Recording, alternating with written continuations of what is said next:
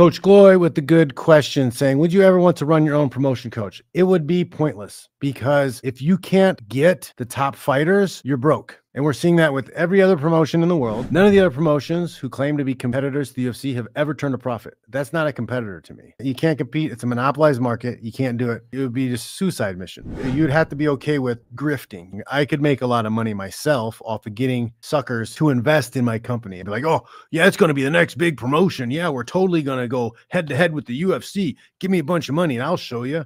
There's no talent for me to get. There's nobody to grab up. There's no big names out there that aren't in the UFC because the UFC consolidated all the titles. Now there's only one. Nobody's taking any other world title, any other promotional title seriously except the UFC's belt. Pride was a competitor. Strikeforce was a competitor. They were actual competitors. They bought them, smooshed all those belts together. Now there's only one.